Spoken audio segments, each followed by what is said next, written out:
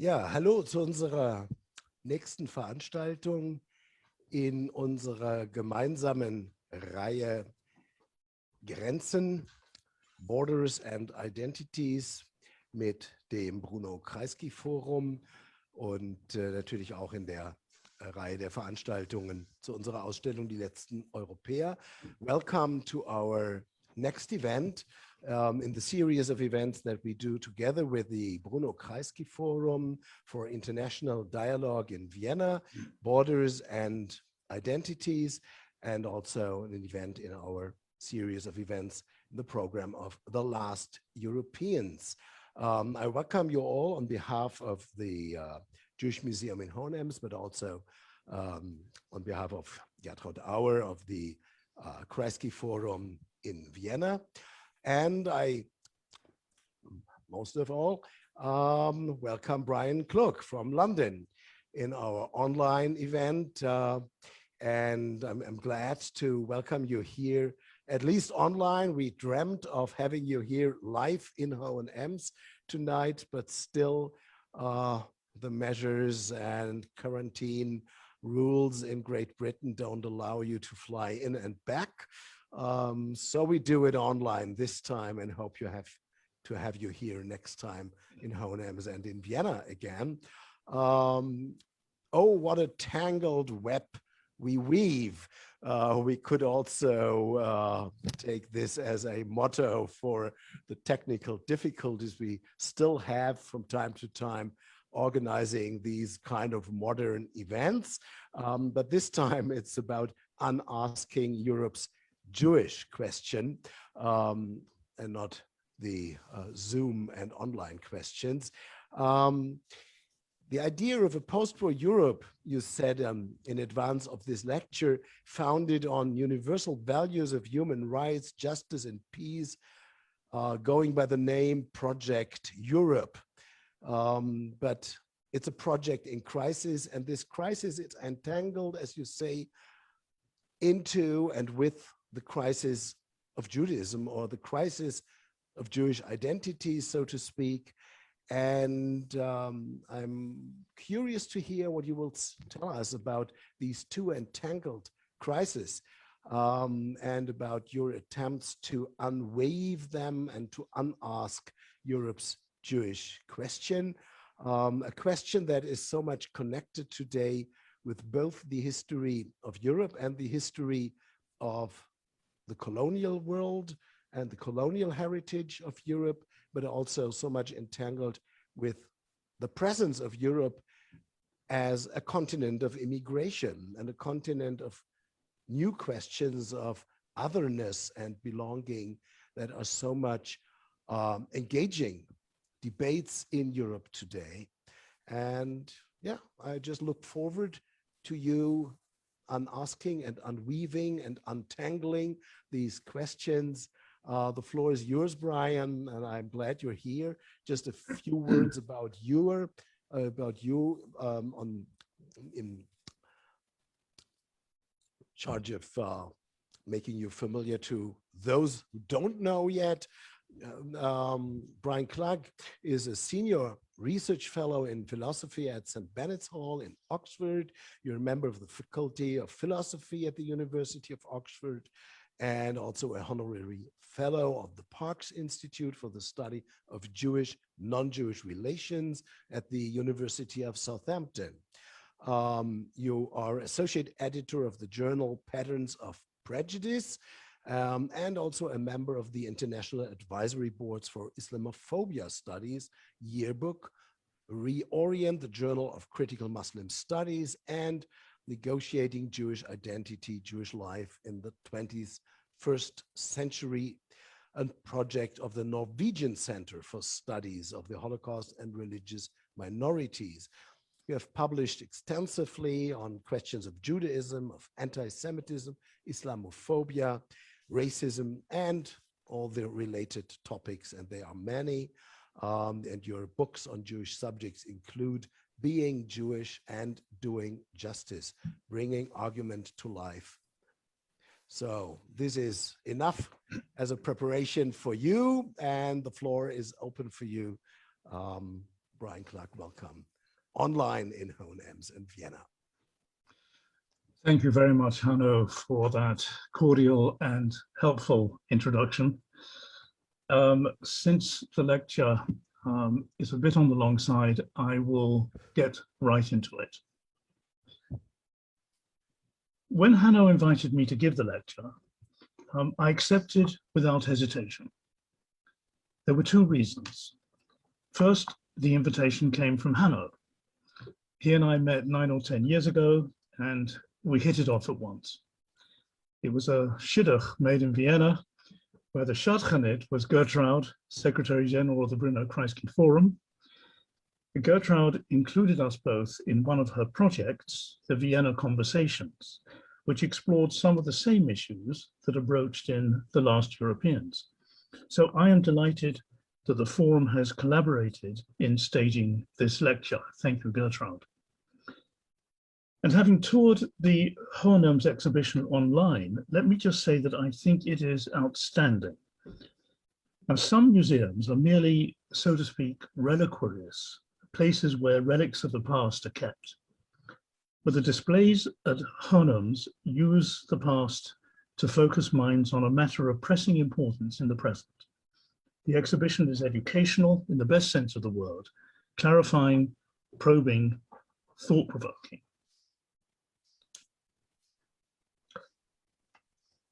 Seeing the exhibition online, however, is not the same as being there in the flesh, which is the second reason why I took up Hanno's invitation with such alacrity.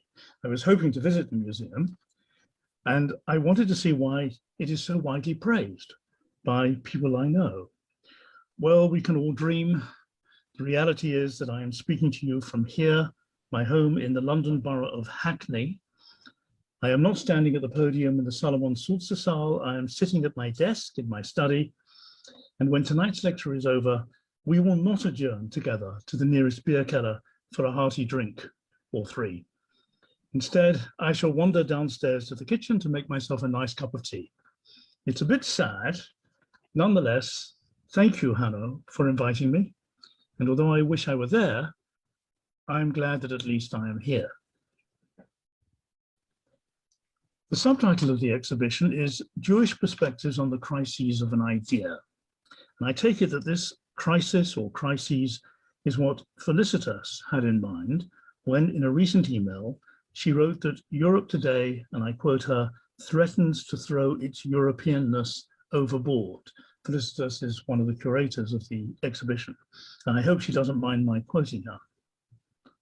Now, as I understand it by Europeanness, Felicitas means the same thing, more or less, as the European idea, a phrase that Romano Prodi used in a keynote address, which, as president of the European Commission, he gave in February 2004 at a seminar in Brussels.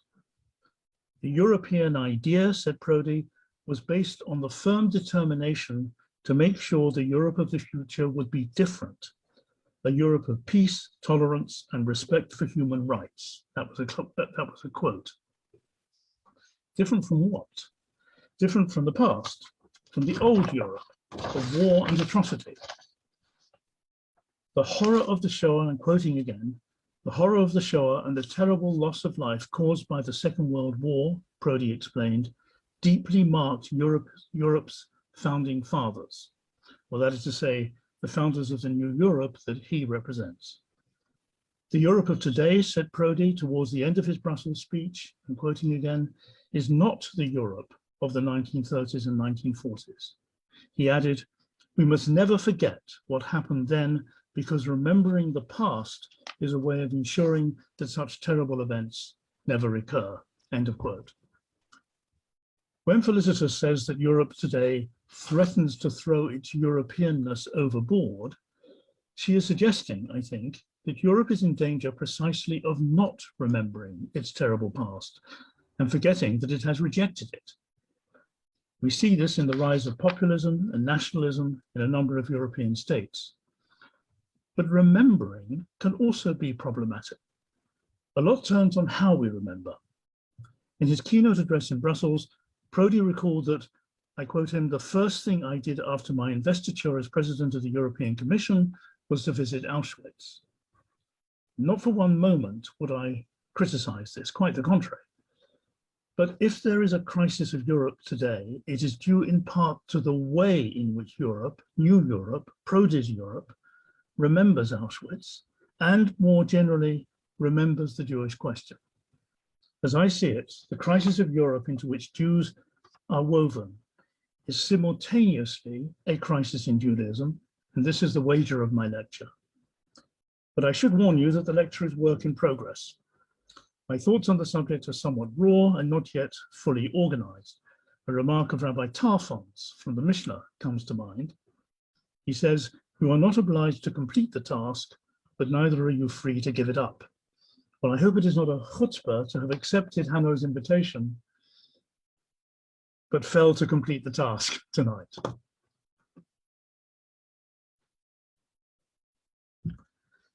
I am, as I was saying, speaking to you from my home in Hackney.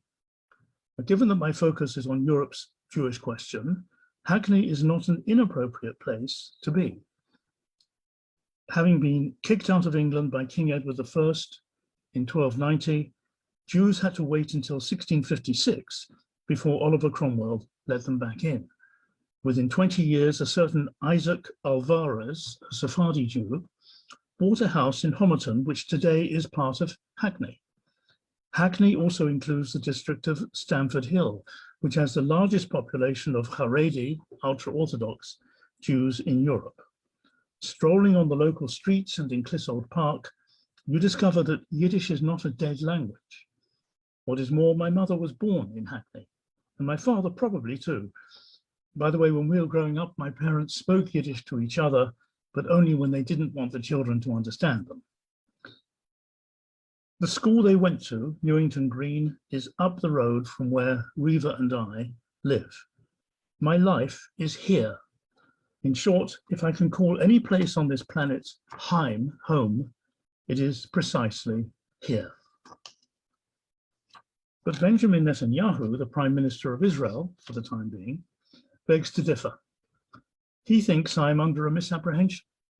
He said as much in January 2015, following the deadly attacks that took place in Paris at the offices of the satirical magazine Charlie Hebdo, and 2 days later at the Jewish supermarket Super Kosher. Speaking on television from his office in Jerusalem, Netanyahu cordially extended an invitation to his Jewish audience. I quote, "To all the Jews of France, all the Jews of Europe, I would like to say that Israel is not just the place in whose direction you pray, the state of Israel is your home." End of quote. Home, that is to say, the place where, as Jews, we belong. He warmed to his theme. I quote again, "All Jews who want to immigrate to Israel," he said expansively, "will be welcomed here warmly and with open arms." Well, this, of course, depends on whether they meet the criteria used by Israel for determining who is a Jew, but let's put that to one side. A few days later, having got back from attending the funeral in Paris for the 4 French Jews murdered at the supermarket, Netanyahu expanded on his offer, making it clear that it was more than a mere offer. He did concede that, in his words, Jews have the right to live in many countries, but went on to say, quoting him, "But I believe that they know deep in their hearts that they have only one country, the state of Israel, the historic homeland that will accept them with open arms, like beloved children. Today, more than ever," he continued, "Israel is our true home." End of quote. Our, meaning Jews in general, for example, me, true, implying that any other place that a Jewish person might call home is not really home. For example, Hackney. His cordial invitation to all the Jews of Europe is more like a directive than an invitation. He is saying, in effect, pack your bags and take the next El Al flight to Ben Gurion Airport, which I, by the way, remember as Lod Airport. That shows my age. On this view of the Jewish future, Hackney and Hurnems, Paris and Vienna, and every other place on the map of Europe are but staging posts on the road to Jerusalem. If Netanyahu had his way, we European Jews would end up being the last Jewish Europeans. Coming home to Israel, we will be the last Jews to bid Europe adieu. But would we leave Europe behind? What is Europe? Zygmunt Bauman, at a session in the first of the Vienna Conversations, defined Europe as, I quote him, the northwestern peninsula of the Asiatic continent. That is a pretty nifty definition of where Europe is located on the globe. By this definition, the strip of land on the eastern shores of the Mediterranean that used to be called Palestine and which today is called Israel is not part of Europe. But there is another way of defining Europe, which has led leading figures in the Zionist movement to a different conclusion. Their concept of Europe is not about geography, but Europeanness, to recall the word Felicitas used, although not perhaps the same concept of Europeanness as hers. This is a huge subject, and I am at a loss as to where to start. Needing help, I turn, of course, to that classic Jewish source, Rodgers and Hammerstein's The Sound of Music. The Sound of Music, to be frank, is not one of my favorite musicals, but the song Do Re Mi, irritating as it is, asserts a useful maxim.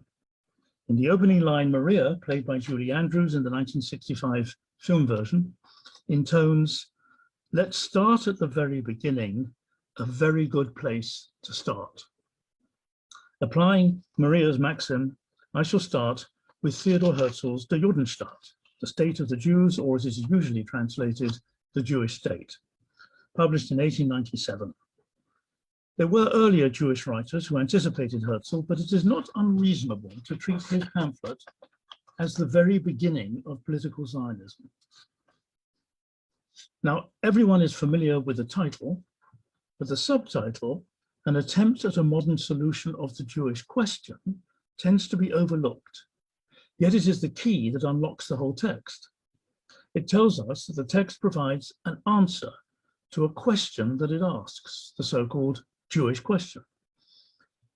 It is my contention that in asking this question, Herzl legitimized it, and in legitimizing it, he went wrong from the very beginning. For the purposes of thinking about the Jewish political future, it was a very bad place to start. A better way to start would have been to question the question, to query the process that led to Jews being constituted collectively as a question or problem. And I'll just interrupt myself to say that if you've read the Judenstaat, you'll know that on the contrary, he reinforced the validity of the question by describing Jews in terms that could almost be seen as anti-Semitic, and certainly reinforced the idea that they are a problem. But Herzl took the Jewish question at face value, and one writer after another, Jewish as well as non-Jewish, in the 19th and early 20th centuries fell into this same trap. We are, I believe, still ensnared by the Jewish question, a point to which I shall return later. Despite its name, the Jewish question was not a Jewish question as such. It was a European question, whose subject was the Jews. Herzl, a child of the Austro-Hungarian Empire, wrote about it precisely as a European. Moreover, he saw the world through late 19th century European eyes. Nowhere is this more apparent than in the section Palestine or Argentina, where he weighs the pros and cons of each of these two locations as alternative sites for his Judenstaat. It is clear which he prefers, Palestine, and he muses, I quote him, "We should there form a portion of the rampart of Europe against Asia, an outpost of civilization as opposed to barbarism," end of quote. To the ears of European chauvinists, his rousing words would have been the sound of music. To put it another way, Herzl wove Europe into the very fabric of the Jewish state. And one Zionist thinker after another, on the left as well as the right of the movement, reproduced this pattern of thinking. Here are a few examples. I shall revisit these examples shortly, but from a different angle, so pay attention. Max Nordau was even more strident than Herzl. his associate. Quote, "We will endeavor to do in the Near East what the English did in India," he averred, speaking at an early Zionist Congress. Quoting again, "It is our intention to come to Palestine as the representatives of culture and to take the moral borders of Europe to the Euphrates River." End of quote. He said nothing about the immoral borders of Egypt, of Europe. Or consider the testimony of David Ben-Gurion, leader of the Democratic Socialist Political Party, Mapai, the first Prime Minister of Israel, and of course the man after whom Lod Airport was renamed. Writing to George Antonius, the Arab nationalist, Ben-Gurion clarified what the intentions of the Zionist movement were. He said, quoting, "We want to return to the East only in the geographic sense, for our objective is to create here a European culture." And Shlomo Ben-Ami, the former Israeli foreign minister, quotes this remark in his book, Scars of War, Wounds of Peace. He comments, quoting, "Ben-Gurion was expressing the core essence of Zionism, not merely a personal view. That is to say, the core essence of Zionism places the Jewish state on the map of Europe, a cultural, not a geographical map. This core essence was encapsulated by Ehud Barak, the former Labour Prime Minister of Israel, in his trademark Orientalist image of the State of Israel as what he called a villa in the jungle. On the opposite political wing, a prominent Likud politician has made the same point, but more prosaically. He said, "We are a part of the European culture. Europe ends in Israel. East of Israel, there is no more Europe." End of quote. The speaker was Benjamin Netanyahu, 4 years ago at a meeting in Budapest of Eastern European leaders. So it is not Herzl alone who weaves the thread of Europe into the very fabric of the Jewish state. It is a staple of Zionism as a political ideology from the very beginning to the present day, which is why Israel belongs on the agenda of an exhibition called The Last Europeans, especially one that is mounted by a Jewish museum. Israel, in its own eyes, or in the eyes of its founding political ideology, is the last outpost of Europe. This makes its citizens the last, or at least the latest, Europeans. Although some of its citizens, such as Mizrahi Jews from North Africa or Iraq, need to be Europeanized, while others are altogether excluded from the tent, the Palestinians. For there is one other thread with a place name that is woven into the very fabric of the Jewish state, and which is no less part of the core essence of Zionism: Zion. The intertwining of these two threads, Europe and Zion, is what led to the passage in 2018 of the basic law defining Israel as the nation state of the Jewish people, a definition of Israel that leaves out about 1/5 of the Israeli population, those who are not Jewish. Thus, through Zionism, the Palestinians are caught up in Europe's Jewish question. It is tempting to say that in Israel, the Jews have become Europeans and the Palestinians have become Jews. I shall resist the temptation, just. Nevertheless, the Palestinian predicament in the Jewish state, the modern solution to the Jewish question, as Herzl called it, shows just how tangled is the web we weave. Zionism is a new idea, but Zion is, of course, an old word. It is a term of art in the Hebrew scriptures where, originating as the name of a hill, Mount Zion, it is used as a synecdoche or synonym for the city of Jerusalem and ultimately for the whole of Eretz Yisrael, the land of Israel. In his book, Philosophical Investigations, Ludwig Wittgenstein remarks, and I quote him, "Uttering a word is like striking a note on the keyboard of the imagination." The name Zionism is a case in point. It does more than denote an idea or an ideology. It resonates in hearts and minds. It evokes an entire cultural heritage that goes by the name of Judaism. Moreover, it invokes this heritage. It hitches its wagon to the story of the Israelites told in the Tanakh the core text of Judaism, also known as the Old Testament, beginning in the Torah, the core text of the Tanakh, the 5 books of Moses, with the exodus from Egypt and the trek across the wilderness to the land of Canaan. Zionism, which originally and predominantly has understood itself to be secular, tends to treat this story as a Jewish national epic, a mixture of history and myth. It positions itself as the latest episode in this epic story, as if the likes of Herzl, Nordau, Ben-Gurion, Barak, and Netanyahu, all of whom I quoted earlier, were following in the footsteps of Moses. None of this might be spelt out in Zionist texts, but it is how the word, across the religious secular divide, plays on the keyboard of the Jewish imagination, especially for Jews since 1945, living in the aftermath of a Nazi genocide that almost wiped them, us, out. Zionism as following in the footsteps of Moses, it's a potent image. I would like to put it to the test by conducting a thought experiment based on the set of quotes from Herzl et al. That I read out a few minutes ago. It is the summer of 1395 BCE. Moses, Hebrew Prince of Egypt, is sitting in his royal chamber in Pharaoh's palace. A large goblet of dark red wine, dark red Nile wine, like this, l'chaim, by the way, within easy reach, reed brush in hand and a strip of bare papyrus laid out on the desk in front of him. In the manner of Herzl, Moses is composing a political pamphlet about the future of the children of Israel. He proposes that the oppressed Israelites should leave Egypt and form a state of their own, free from the servitude that for centuries they have endured.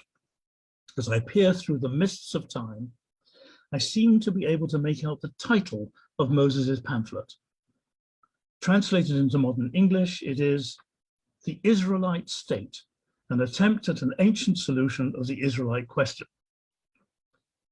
It includes a section, Canaan or Assyria, where he weighs the pros and cons of each of these 2 locations as alternative sites for the Promised Land. We can imagine that Moses prefers Canaan.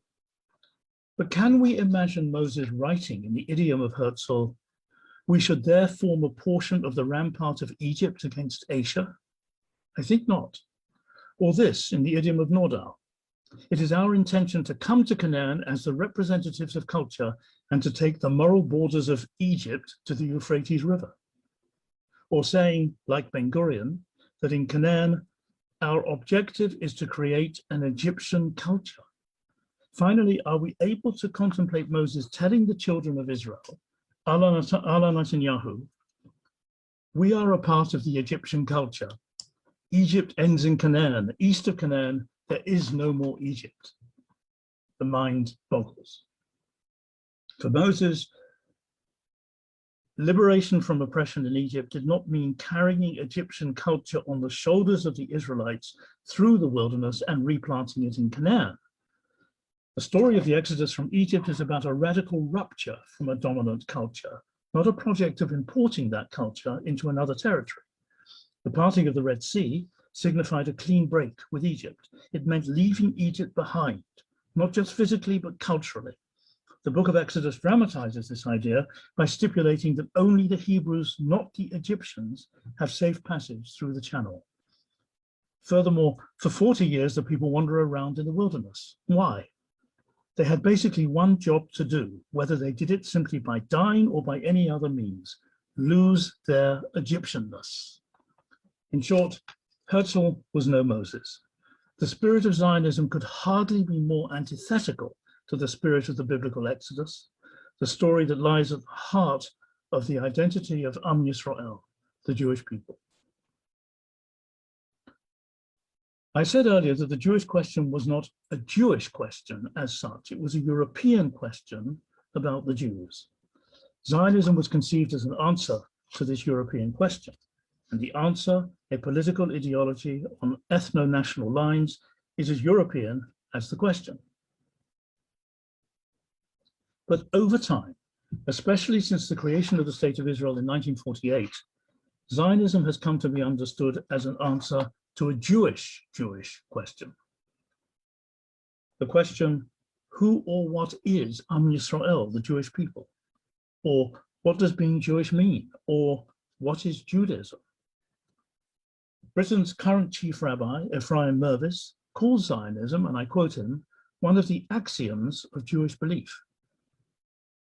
In an op-ed for the Telegraph, a British newspaper, he wrote, I quote, "One can no more separate it, Zionism, from Judaism than separate the city of London from Great Britain. Open a Jewish daily prayer book, a Siddur, used in any part of the world," he wrote, "and Zionism will leap out at you. It is as if Zionism lies in wait on the page, ready to spring out and grab a reader by the throat. It's a startling image, one that could keep sensitive Jewish children awake at night, or at least persuade them never to open a Siddur." But Rabbi Mervis is not unrepresentative of mainstream Jewish thought on both sides of the religious-secular divide. Judaism today, in much of the Jewish world, has recentered itself on Zionism. Let me illustrate the point with a domestic anecdote.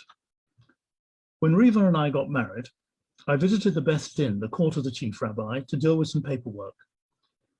As I entered the building, my eye was caught by a framed poster on the wall that included a list of the 6 core values of the United Synagogue, which is the largest organization of Orthodox synagogues in the UK.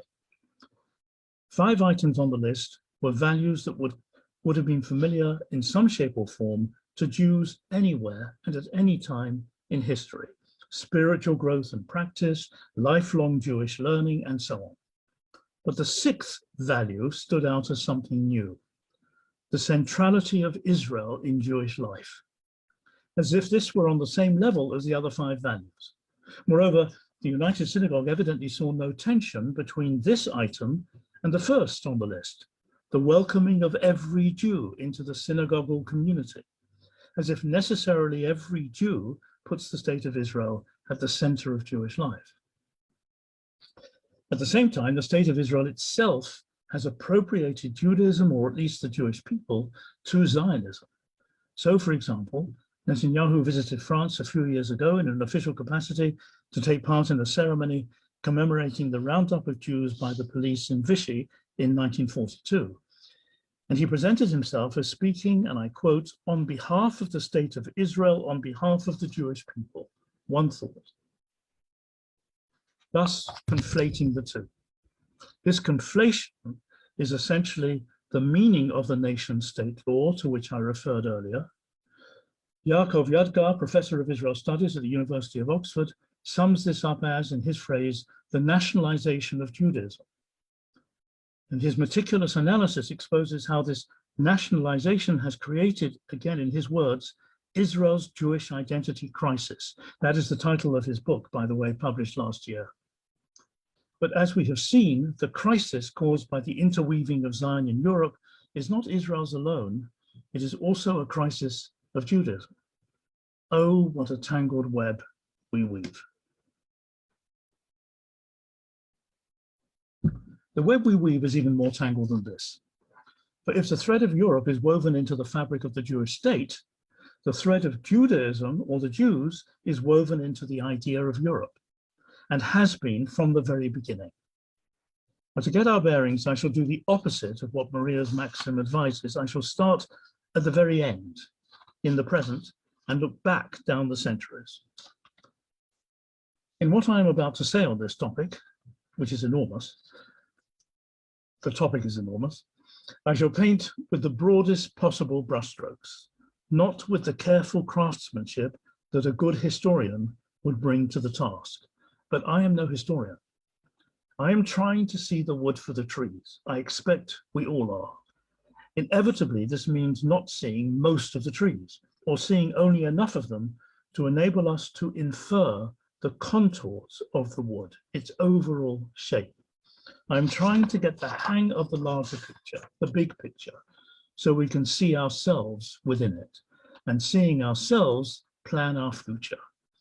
If we can get the so-called Jewish question into focus, if we can understand what it is that has driven this question in the past and what the question itself is now driving in the present, then we might be in a position to alter the course of history as it turns from past into future. Unless we intervene, this process happens automatically. Our future is the writing on the wall, and it is written by history. If we want to alter the text of the future, then we have to decipher the writing.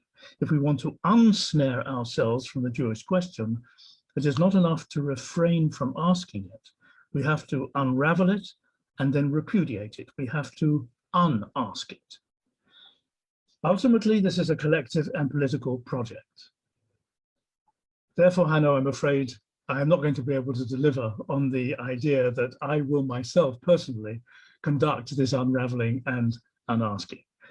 It requires time, it requires a lot of people, and it requires different kinds of sort of sub-projects depending on the population in question.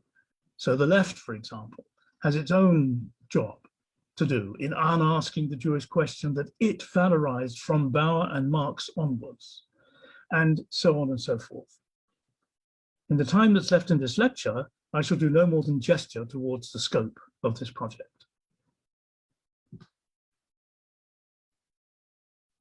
So beginning at the end, let's home in on a portion of the landmark speech that Romano Prodi gave in 2004, the one from which I was quoting at the beginning of the lecture. His subject at this point was the Jews of Europe, and he referred to them as, quote, the first, the oldest Europeans, and as, quote, Europe's archetypal minority. Everyone, he suggests, should emulate the Jews. Quote, we, the new Europeans, are just starting to learn the complex art of living with multiple allegiances, he says, whereas the Jews, quoting again, have been forced to master this art since antiquity. Prodi is unstinting with his praise for the Jews.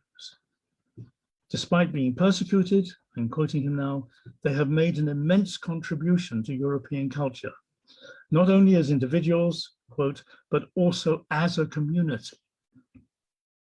Thus, the Jews collectively are twice over a model.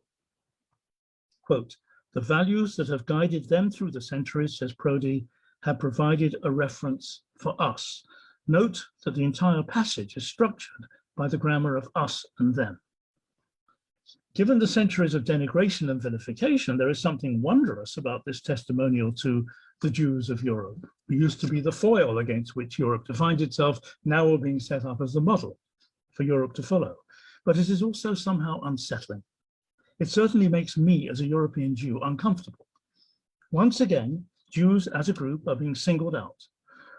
Where we Jews were once negated, now we are affirmed, lifted out of Europe's gutter and placed on a pedestal. Setting out to right a wrong, it seems to me, Prodi reproduces the very essence of that wrong, setting us Jews apart as a group with a set of traits that we possess collectively by virtue of being Jewish and which make us larger than life.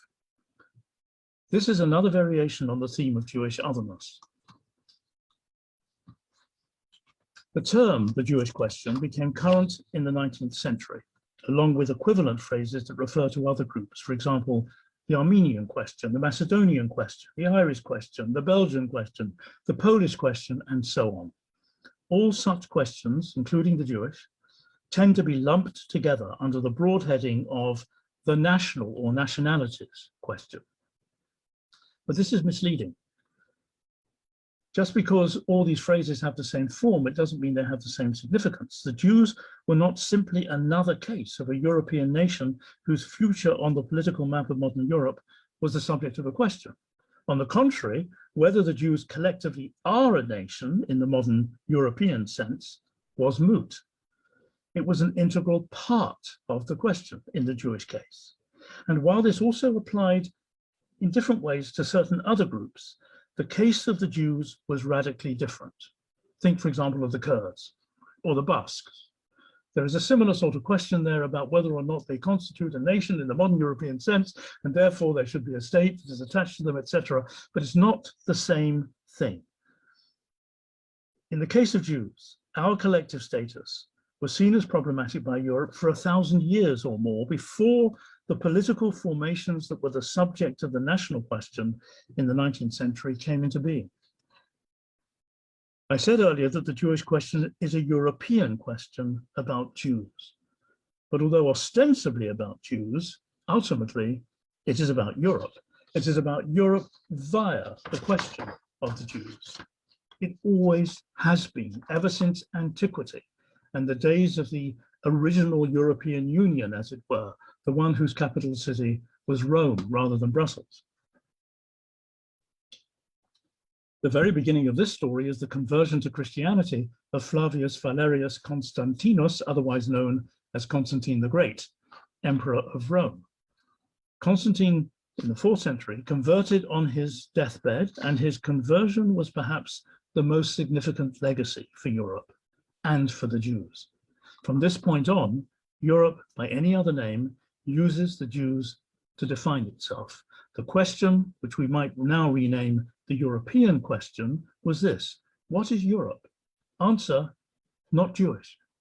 Down the centuries, as Europe's idea of itself changed, there were variations on the theme of this answer, of this not Jewish.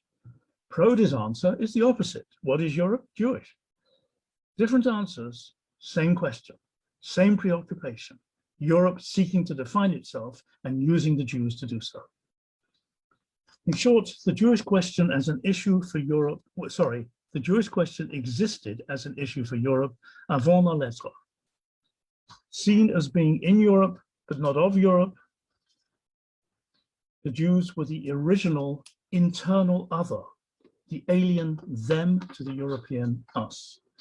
First, in antiquity, Judaism was the foil against which Europe defined itself as Christian. Later, in the 18th century, the Jews were, as Adam Sutcliffe puts it in his book, Judaism and the Enlightenment, I quote him, the Enlightenment's primary unassimilable other. Esther Romaine explains, I quote her, for the Enlightenment, with its investment in universalism and civilization, the Jew was a symbol of particularism, a backward-looking, pre-modern tribal culture of outmoded customs and religious tutelage. There were, of course, other views of the Jews in the Enlightenment. I know this is oversimplifying. I said that I would be painting with broad brushstrokes, but it remains the case that the Jews were, in Adam Sutcliffe's words, the Enlightenment's primary unassimilable other.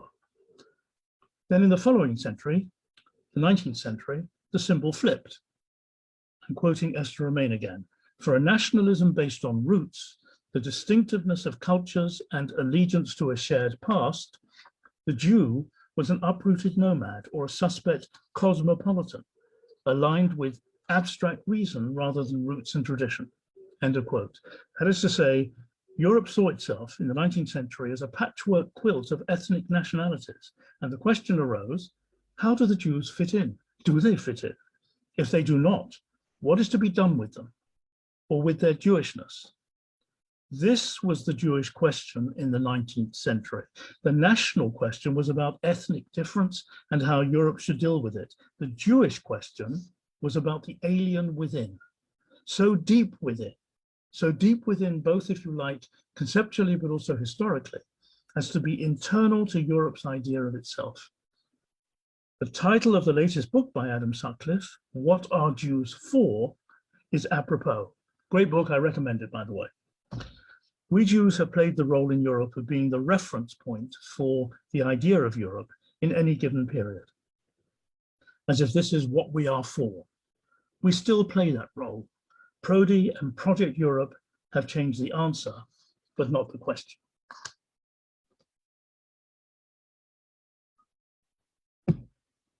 Inevitably, if subliminally, there is a knock-on effect experienced by the Palestinians. They tend to be cast as the negative to the Jewish positive. I ran into this in a rather vivid way in my encounters with the radical left faction in Germany, known as the Anti-Deutsch. The first time was when I came to Berlin to give a talk on anti-Semitism and the Israeli-Palestinian conflict. A man in the audience stood up after I had finished speaking and, addressing me, said, to me, he said in English, to me, everything you have said is anti-Semitic. I was gobsmacked. I wasn't sure whether to laugh or to be offended. The only way I knew how to answer him was to try to get him to see how weird the situation was. On the one hand, there was me, Jewish by any reckoning, with relatives who had perished in the Shoah. On the other hand, there was him, a white, non-Jewish German, denouncing me in Berlin as anti-Semitic. I will dine out on this story for years, I told him, and I have done. My second brush with the anti-Deutsch came when the Jewish Museum Berlin invited me to give a public lecture on anti-Semitism to mark the 75th anniversary of Kristallnacht, or Pogromnacht.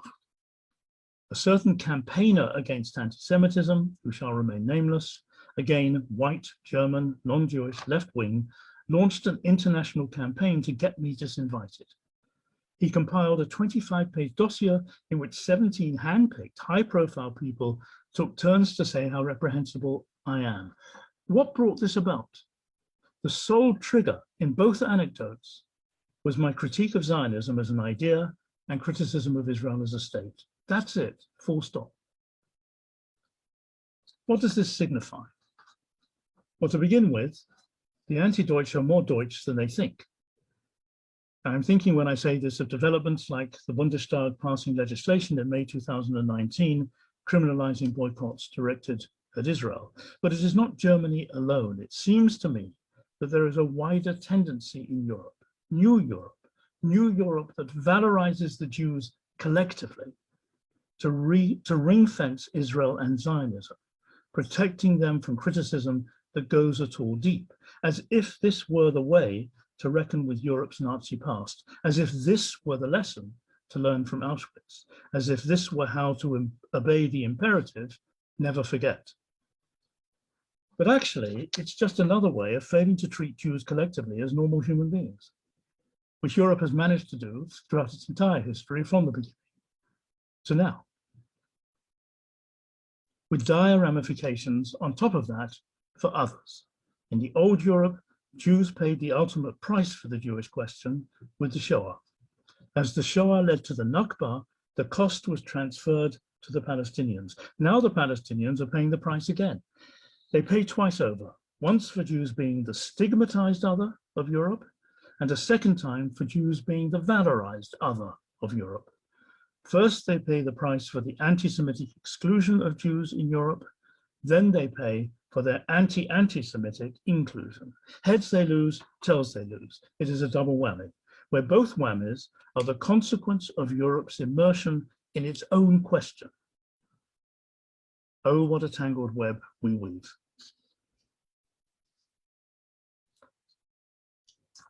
How do we disentangle this web? How do we overwrite the writing on the wall, which history has scripted for us? How do we unask the Jewish question? How should I finish this lecture? But this time, do-re-mi is no help. Maria has no maxim about a very good place to end. I shall simply have to stop in midair, but may I, in closing, be so bold as to say that I hope the day will come when I can pack my bags and head for Honem's, where we can continue the conversation in person, adjourning together afterwards to the nearest beer keller for a hearty drink, or three. Thank you. Thank you, Brian. I have to tell you that you really have to come to Honem's to see that the pub culture in Honem's is not really a beer keller culture, but there is beer. And we have a lot to learn. We will treat you well when you come. Even if we can't talk in person now, there is, in the following the rules of the internet, at least the possibility for all present to join in the conversation on the chat. And as you probably know the game, when you are on Zoom, you have the chat function down in the menu below the screen, and you can type in your questions here. If you are on Facebook, I think you simply type in your questions there, and Natalie from the Kreisky Forum will bring these questions to me, and I can read them as I will do with the others. So please feel free to make use of that function. But first of all, thanks for your rich and sometimes even Shakespearean lecture that indeed leaves many questions open to discuss and to continue discussion. In the end of your talk, there was one vicious idea that came to my mind when you define this new flipping sides of the making Jews a reference point for whatever Europe wants to be. When there was years ago a demonstration against right-wing student Bünde and right-wing organizations in Vienna who celebrate a ball, a big festival every year.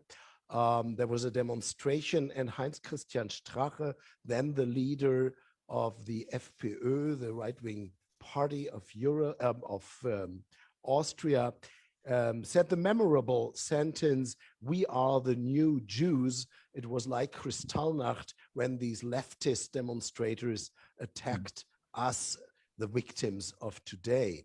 But if you bring that sentence out of the very ridiculous, narrow sense of that right-wing politician who, as we all know, for 2 years was also the prime minister of Austria in the last coalition,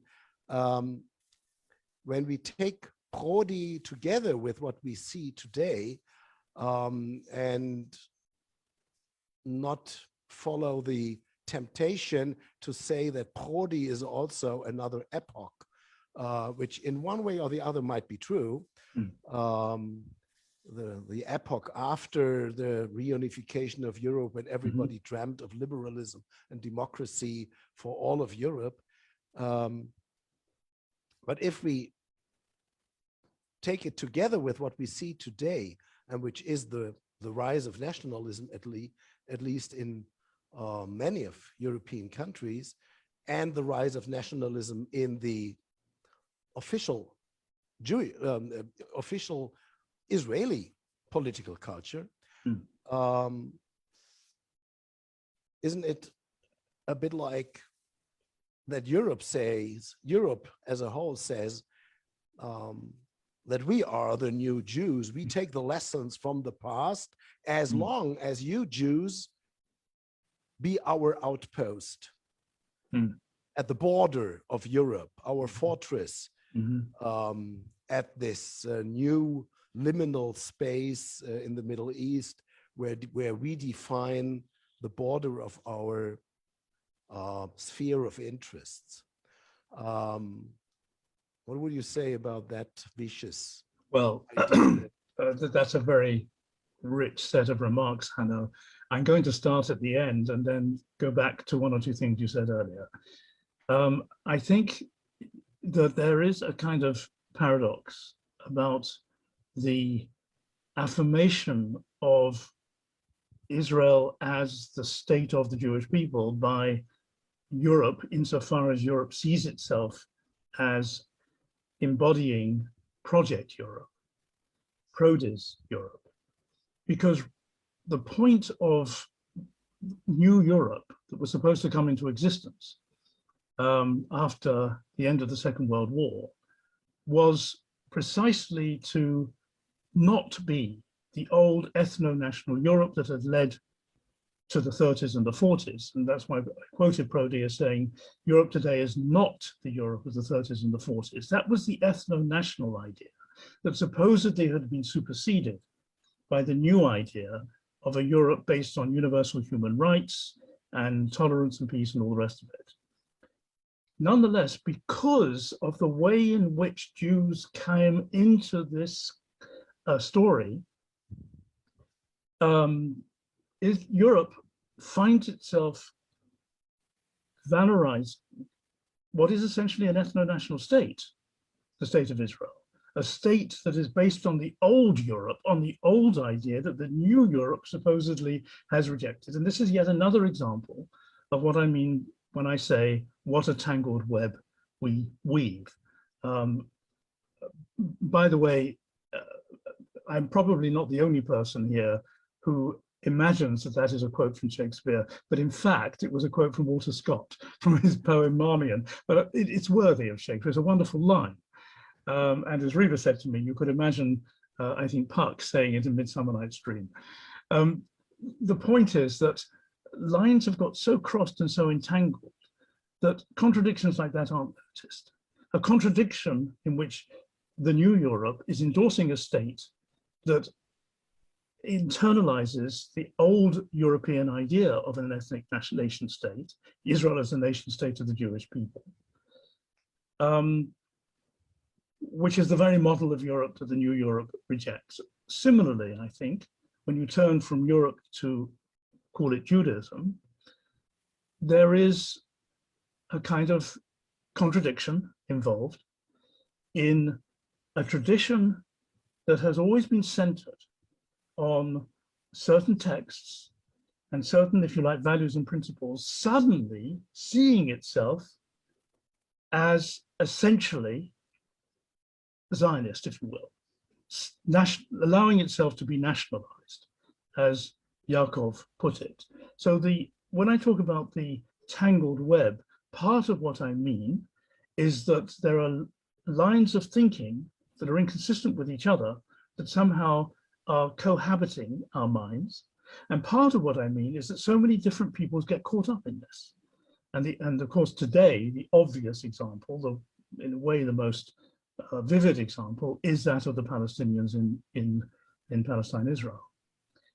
Going back to something you said earlier now, the other response I want to give to what you've just been saying is that your remarks, I think, go again to the point underlying the title that Adam Sutcliffe adopted for his latest book, What Are Jews For? And this question, which at first is kind of shocking, because you feel like saying, well, Jews are for themselves, aren't they? I mean, what sort of question is that? So Adam is a historian, and I think he's getting the question from history. What he's finding is exactly the sort of sequence that you were rehearsing.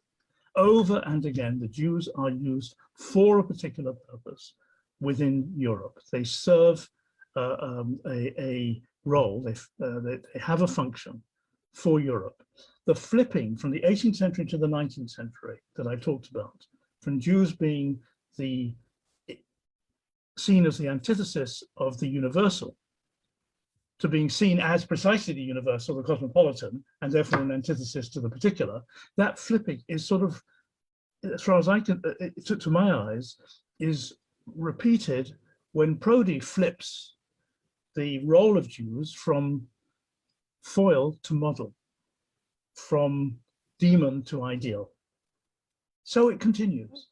But it also goes the way that, I mean, in a way, Israel is also a kind of externalizing something.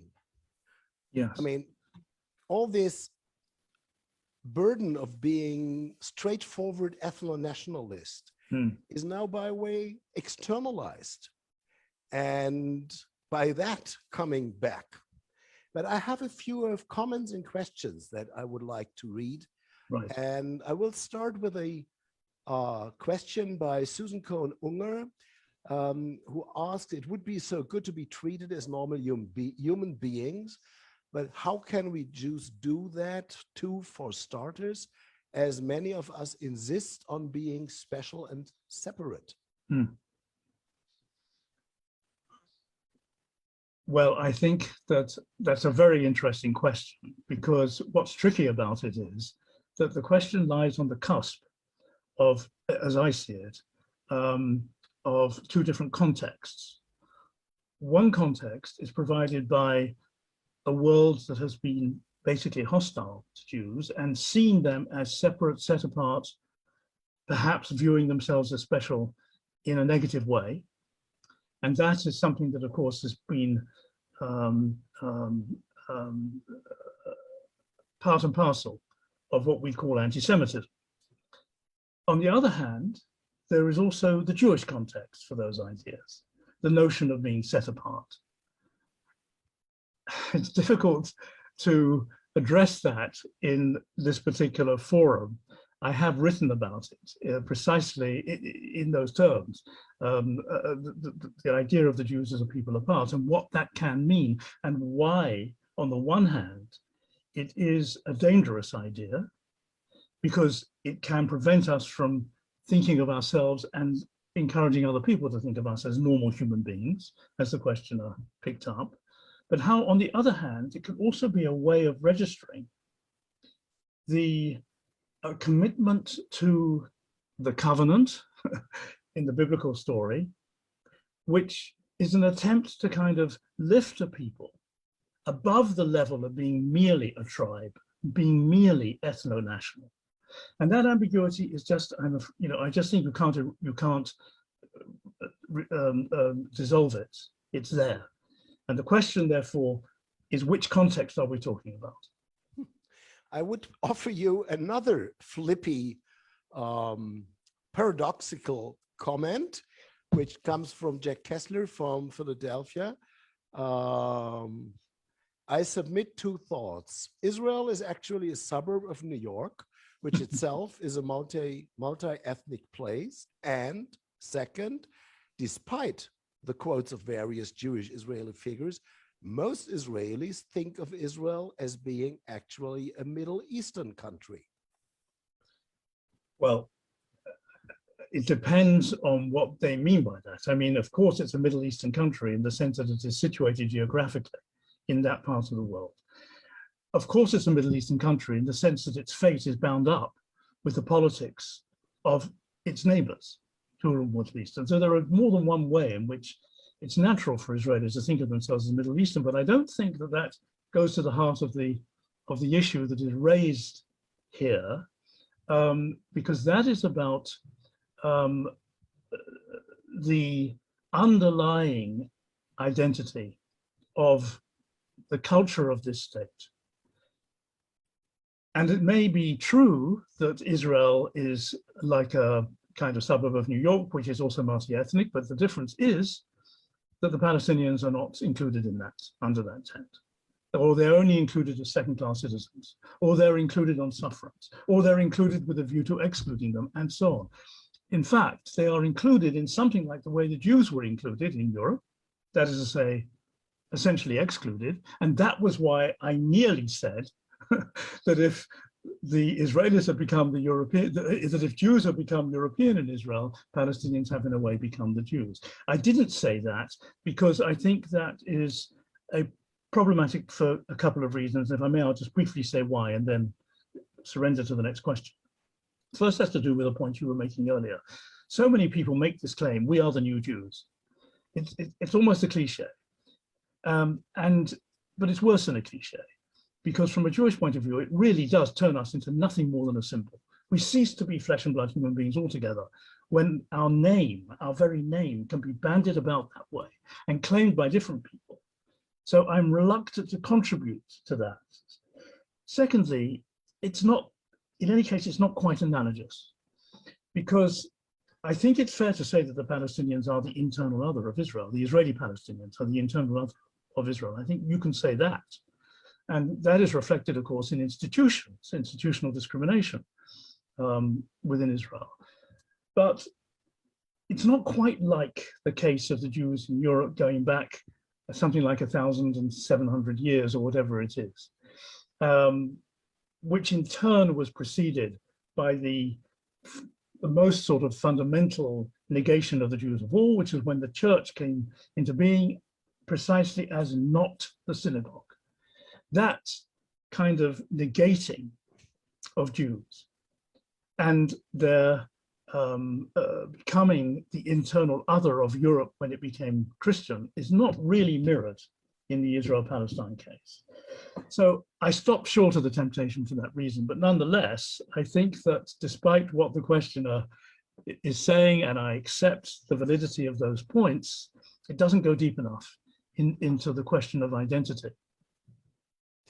there's one question that came to me when I was listening to the rather straight line that you draw from Herzl's painting Israel as the outpost, or the Jewish state as the outpost of Europe against the barbarism of Asia, to the image that people like Netanyahu draw today, that Israel is the fortress of Europe against the Arab world or the Muslim world. Still, you could say that there is a way to express your interests to the non-Jewish audience and the way you conceive things for yourself. And I mean, starting with Herzl, I mean, he was really a politician by heart, by knowing to whom to tell what story in order to make friends with interests. I mean, he knew what to tell Kaiser Wilhelm, and he knew what to tell the Turks, and he knew what to tell to everybody. And so he very well sensed that the European powers would never invest any whatever into his project, but only for their interests. So he knew what to say. And I also think that Netanyahu knows what to say, and Ben-Gurion knew what to say. So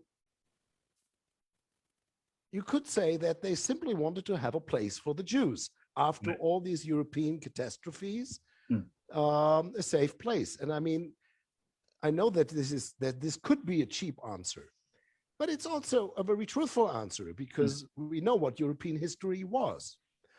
And to play with the other interests in order to get something done for this, and I just play advocatus diaboli, whatever you want to name it, but they knew what to tell. The crazy thing today is that what they told the non-Jewish audience is exactly the colonial story. Use us as a fortress, we will do the job for you. And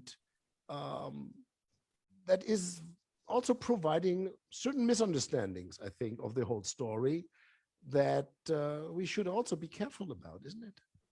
I couldn't agree with you more, Hanno. And I think this is a problem that you see time and again in the public debate about Israel-Palestine.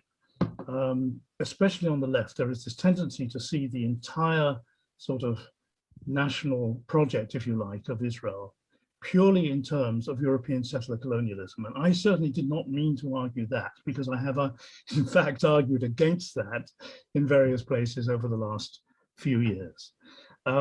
You're quite right, of course, that if you look back into the predicament of Jews in Europe, what was motivating so many people who were drawn to Zionism was not just the sort of leading figures that you referred to and that I quoted, but ordinary Jews who were drawn to Zionism in one way or another, was the felt need for a place in the sun, which they didn't have. And of course, that was brought home with a vengeance in the 1940s with the Shoah, the genocide, which, as I said in my lecture, nearly wiped us all out. That is true, and that is missing from a certain kind of critique of Israel-Palestine, and it's important to assert it. And if that's what we were, if that's all we were discussing today, then we could go into it further. But having said that, I think that the language of Ben-Gurion, of Max Nordau, of Theodor Herzl, and so on, including Benjamin Netanyahu, is not purely cynical rhetoric. It's true that they all might be guided to some extent by the sense that a certain sort of discourse will be effective for achieving their political goals. But I think it is too reductive to say that all the sort of quotes that I gave, and similar quotes of which there are an endless number, can be explained purely in terms of political artifice. And if you look, I think, at the larger context of what these people were saying, you can see that there is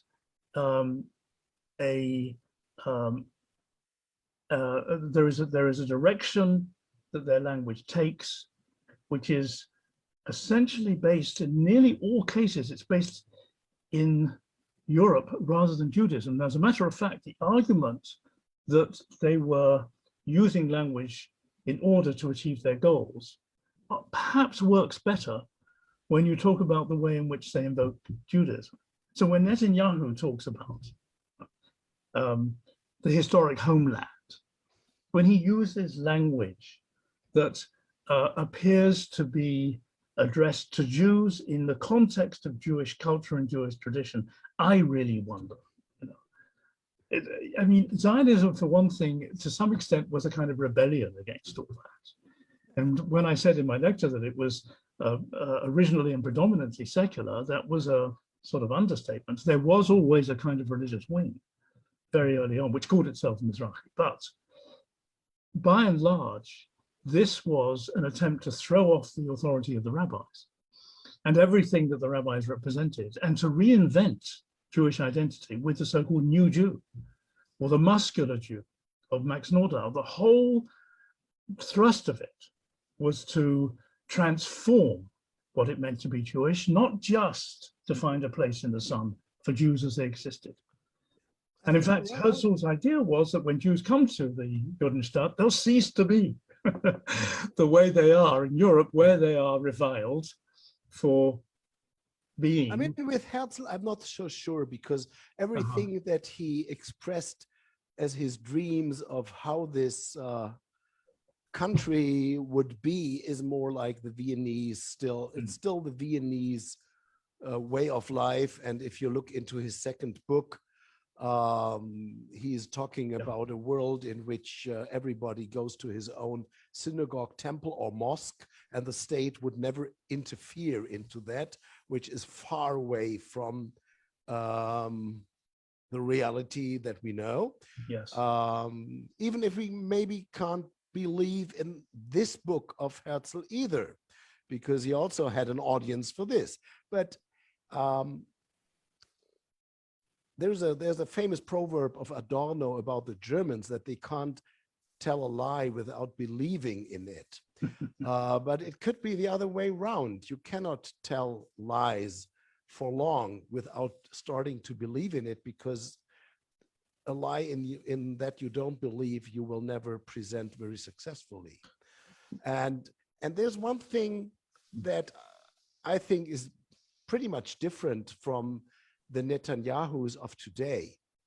And that is that they definitely don't believe in the Europe that Prodi is painting as an image of what we learned from the Jews. Absolutely. Let's put it like this. Absolutely. Because he has no problem to be celebrated as King Bibi. So he thinks of himself definitely not as a liberal democrat, liberal democratic, whatever leader, but rather than a king. And when we look into things his son is proclaiming, and this relates us to a question Aleida Assmann just put into the chat, or a comment: in a time when nationalists are taking over in the EU and destroying it, Netanyahu's son Yair and the AfD party are opposing Europe, which they want to replace by an ethno-national empire. And I have to explain that remark by Aleida to the many not European-based listeners.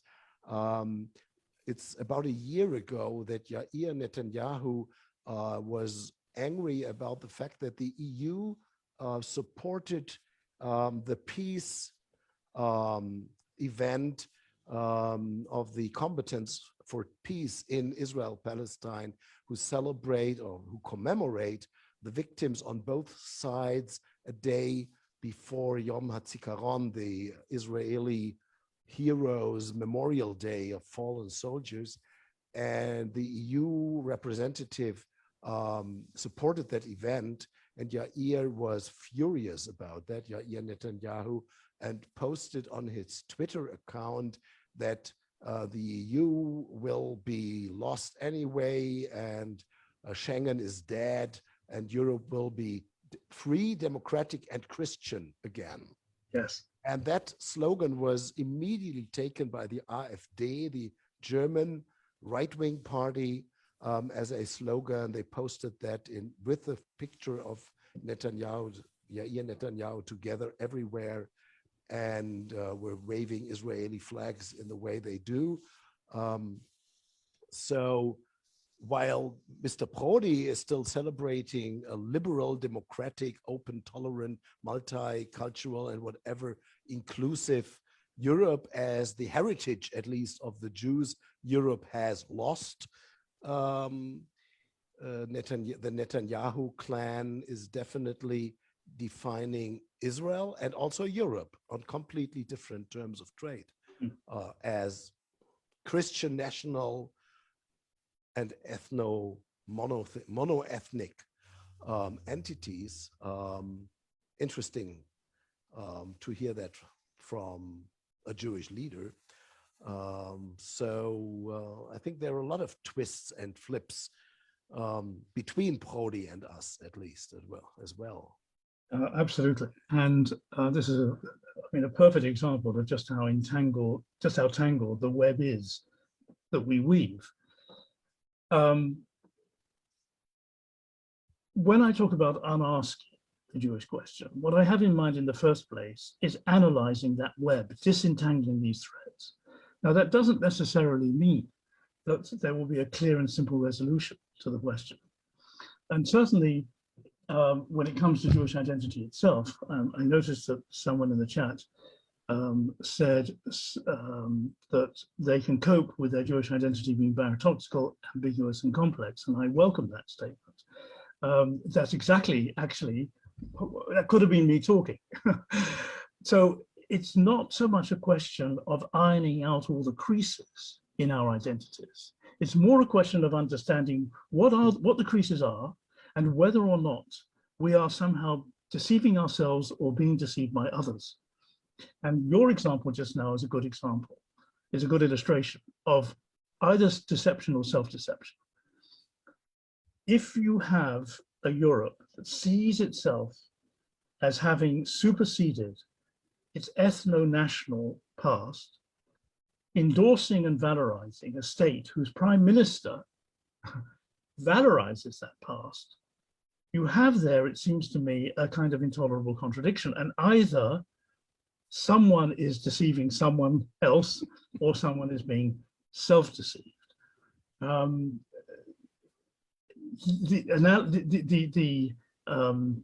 I'll leave it at that for now.